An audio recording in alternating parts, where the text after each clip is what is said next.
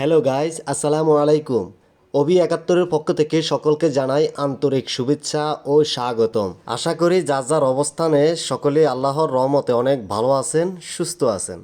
তো আমি যে ফল নিয়ে আজকে কথা বলতে আসছি, এই ফলটি আপনার গ্রামে কি ফল নামে পরিচিত, মানে ফলটির নাম কি? কমেন্টস করে অবশ্যই জানাবেন। এগুলা খাইতে অনেক সুস্বাদু একটা ফল, তবে এগুলা বিলীন হয়ে যাচ্ছে, এগুলা আর এখন খুব কম পাওয়া যায়। তো এই যে এগুলা ফল হচ্ছে এই যে এমন, ঠিক আছে, এই যে এগুলা খাইতে অনেক মিষ্টি। তো এই যে এগুলো পাইছে আমার বাতিজা মোহাম্মদ সালমান ফার্সি খাইতেছে। বিসমিল্লাহ মুখে দিছে বাবা, মিষ্টি আছে নি? হ্যাঁ।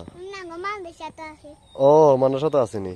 তো এই ভিডিওটি করা হচ্ছে আপনার নোয়াখালী সুবর্ণচর থেকে। তো এগুলো আমাদের নোয়াখালী ভাষায় এগুলার নাম বলে অফিন।